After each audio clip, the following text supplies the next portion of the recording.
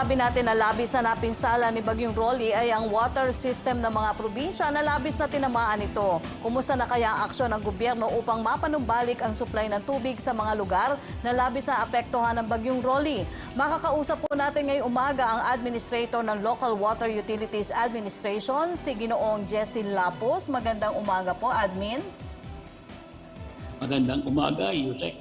Opo. Dahil po sa matinding pinsala ng Bagyong Rolly sa mga probinsya, lalo na po dito sa Kabikulan, inatasan kayo ni Pangulong Rodrigo Duterte na tumulong na maisaayos po ang kanilang water system. Kumusta na po ang ating ginagawang hakbang kaugnay ng suliraning ito? Nung Biyernes po ay natapos yung assessment namin at pinadala namin ang OCD, pinadala din namin ang budget.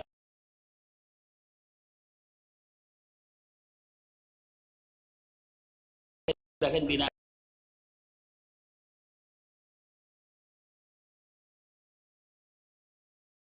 Water District sa Catanduanes, yung assessment ay kailangan i-validate para malaman natin yung eksakto. Ano po.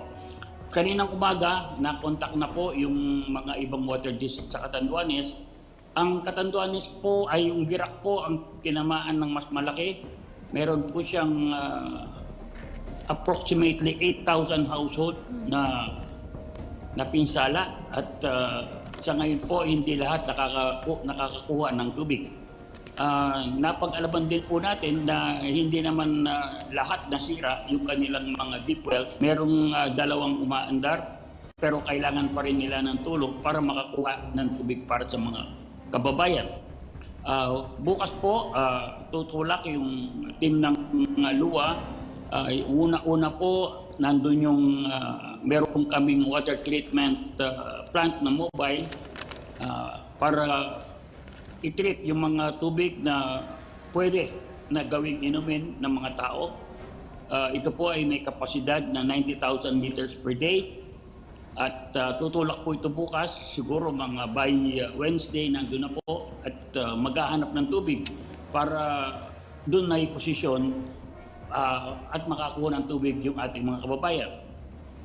Sa dami po ng bahay na walang tubig, kailangan natin ng distribution.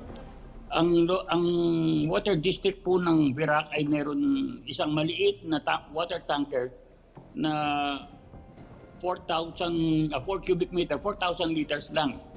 Kung ang isang bahay po ay nangangailangan ng mga 100 liters per day, 40 lang yun. Kailangan po natin na mga katulong para sa ating distribution ng tubig.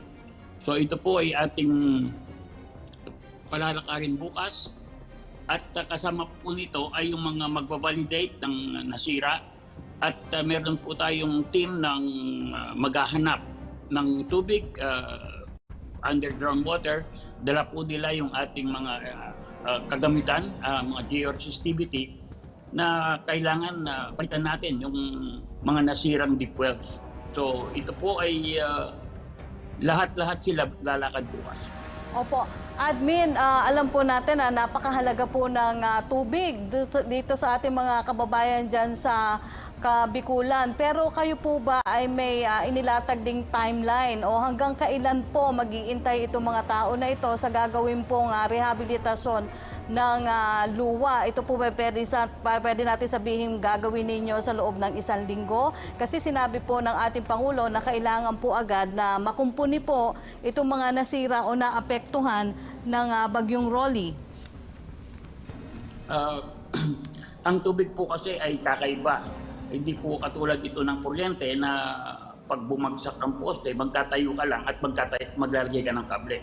Ang distribution lines po ng tubig, nasira po yung mga main line nila. So kaya nasa ilalim po ng lupa yan, that's about 5 feet below. So kailangan tayong mag-pressure test para malaman natin kung saan ang mga nasira. Ito po ay magtatagal. So ang pinaplano po namin ay yung rehabilitation, buo na. Kaya nag-submit po kami kaysa maghahanap tayo kung saan nasisira, yung buong system na po ang aming gustong gawin.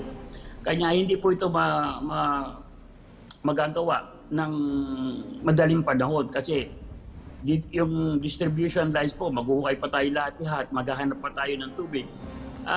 Para sa kaalaman po ng ating mga kababayan, ang tubig sa Catanduanes o Birac, ganyan po, ay karaniwan po sa surface water, ibig sabihin sa ilog.